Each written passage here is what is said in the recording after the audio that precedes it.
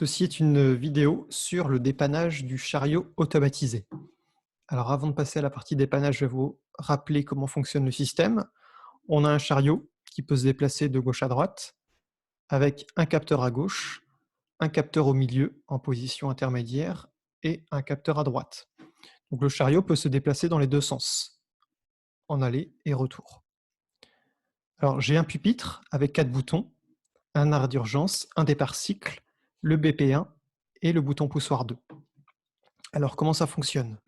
Pour donc l'étape initiale, on l'avait vu dans le graphe 7 qui est ici. L'étape initiale, il ne se passe rien. Le système est en attente qu'on active le départ cycle et que le fin de course gauche soit activé. Donc c'est le cas ici. Mon chariot est en position à gauche. Le fin de course est activé. J'appuie sur départ cycle. Le chariot va se déplacer jusqu'à être détecté par le capteur SM. Donc je suis détecté par le fin de course intermédiaire. Mon chariot attend. Je dois appuyer sur le BP1 pour le faire partir. Donc, par exemple, j'ai fini de charger, je vais appuyer sur le BP1. Lorsque j'appuie sur le BP1, le chariot va se déplacer jusqu'au capteur SD. Donc il s'est déplacé, il a avancé vers la droite jusqu'au capteur fin de course droit. Il attend et je dois appuyer sur le BP2 pour le faire repartir vers la gauche. J'appuie sur le BP2 et le chariot repasse en position intermédiaire, puis arrive en position gauche. Et là, au niveau de ma programmation, au niveau de mon graphe 7, je suis revenu à l'étape 0, donc je suis en attente que quelqu'un lance à nouveau le cycle en appuyant sur le bouton départ cycle. Alors, au niveau du schéma, je vous rappelle que pour la puissance, pour le déplacement, on avait un moteur asynchrone triphasé qui est commandé avec 200 de rotation, un sens avec KM1. Donc KM1, c'est pour le faire aller vers la droite, et l'autre sens du retour, KM2. Alors, KM2 qui, lui, va servir pour inverser la rotation du moteur en inversion des phases. Donc ici, j'ai fait une inversion entre la phase 2 et la phase 3. La phase 2 arrive en 3, la phase 3 arrive en 2. Au niveau de la commande, on avait vu qu'on était commandé par un automate Twido, avec ici les entrées. Donc je rappelle que les entrées sont des capteurs. En entrée, on va trouver les capteurs, et on les trouve dans la programmation, les entrées, on les trouve au niveau des transitions. Pour ce qui est des actions, ici, on utilise ici les sorties. Voilà, donc ici, on a les sorties. Donc ici, on a des préactionneurs qui vont permettre d'enclencher le contacteur qui permettra un déplacement. Donc, pour rappel, ici, j'ai les entrées, et ici, j'ai les sorties. Donc ici, j'ai les entrées, et ici, les sorties. Alors, le problème sur mon système, c'est que le chariot ne se déplace plus vers la gauche, le déplacement vers la droite fonctionne. Si on force le contacteur de puissance, le moteur fonctionne normalement. Donc, ça veut dire que lorsque j'arrive sur mon lieu de dépannage, le chariot, il a pu avancer vers la droite, ça fonctionne. Il est normalement détecté ici, ça a fonctionné. J'ai appuyé sur le BP1, ça a fonctionné. Je suis arrivé en SD, ça a fonctionné. Par contre, si j'appuie sur le BP2, ça ne fonctionne plus. Pourtant, mon client, il me dit que lorsque j'appuie sur le BP2, ici, j'ai bien le voyant qui s'allume, le voyant numéro 2. Donc ça veut dire qu'ici, que mon appui, eh ben, il est bien pris en compte par l'automate, il est bien lu. Et il me dit aussi qu'au niveau de la puissance, ça fonctionne correctement. Alors, au niveau du dépannage, ici, KM1 est correctement alimenté, donc après, il n'y a pas de souci d'alimentation au niveau de la commande, ça ne vient pas des entrées non plus, l'automate est correctement alimenté puisque le reste fonctionne. Par contre, ici, c'est toute cette partie-là qui ne fonctionne pas, puisqu'ici, KM2 n'est pas enclenché. Donc la partie de schéma que je vais mettre en cause, c'est celle-là. C'est la partie que j'ai mis en surbrillance. Donc on la voit ici. Donc c'est celle qui correspond à la sortie 1 de l'automate. Donc en sortie 1 de l'automate, qu'est-ce qu'on a? eh ben, on a l'auto-verrouillage ici de KM1. On a ici le capteur gauche pour empêcher que le chariot sorte des limites. Donc lorsque, alors si je reprends ici, ici par exemple, si mon chariot arrive en cette position-là, le capteur SG de toute façon coupera le moteur, même si l'automate ne le fait pas automatiquement. Voilà.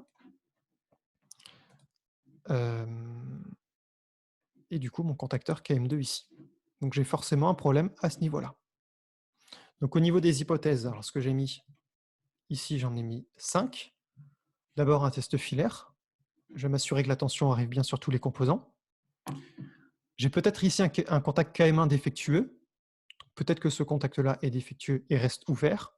Donc s'il reste ouvert, KM2 ne peut jamais être réalimenté. Donc le moteur ne pourra jamais déplacer le chariot vers la gauche. Ça peut être aussi le contact SG défectueux qui resterait ouvert. Dans ce cas-là, c'est la même chose. KM2 ne pourrait jamais être alimenté.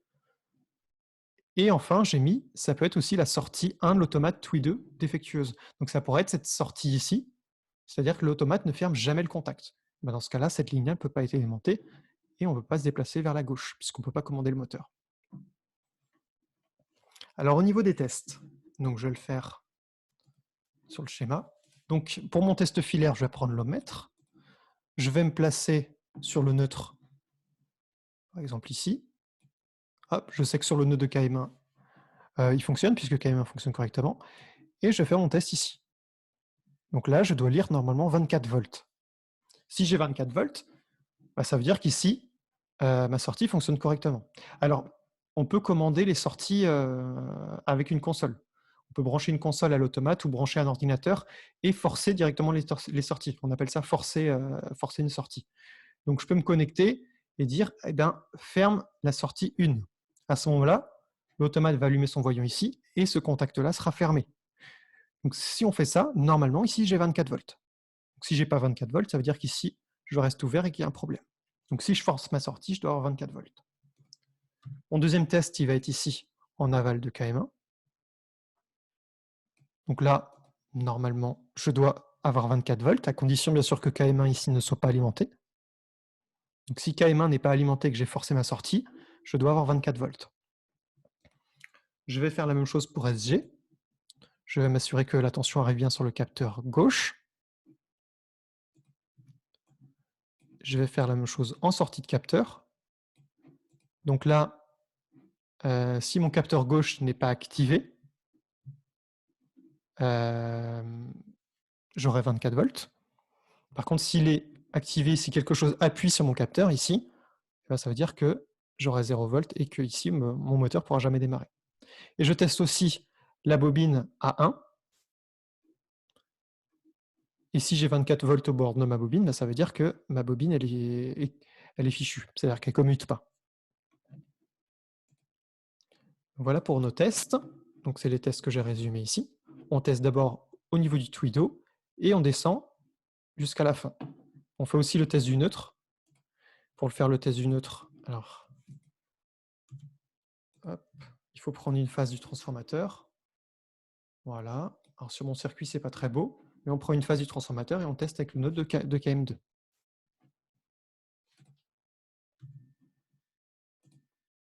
Hop, voilà pour ça.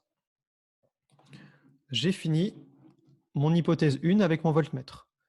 L'hypothèse 2, ça concernait le contact de KM1 21-22.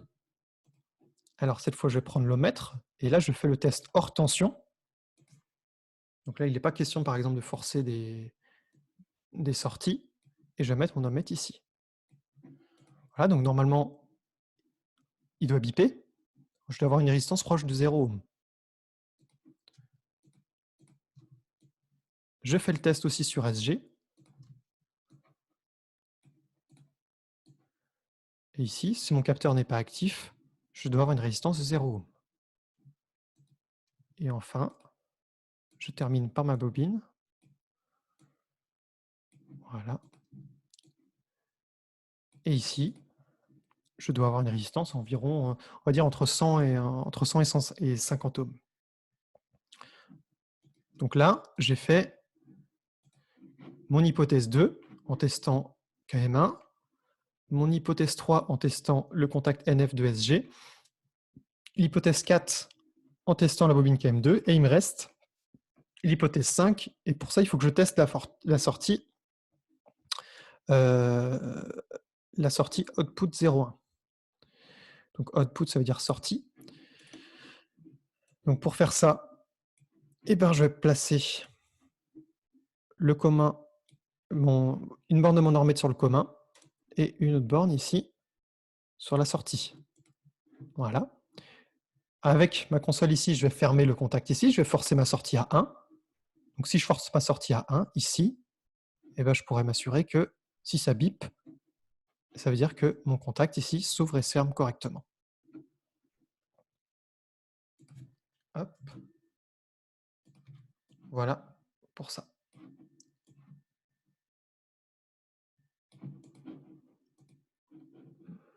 Au niveau maintenant du matériel à prendre. Donc ce que j'ai noté, c'est qu'il fallait des conducteurs. Donc il faut les remplacer, une bobine de chaque. Un contact auxiliaire, ben, ça c'est pour remplacer si celui-là est défectueux.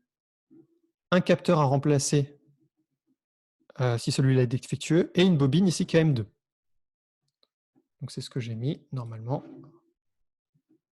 J'ai oublié KM2. Donc ici, un contacteur.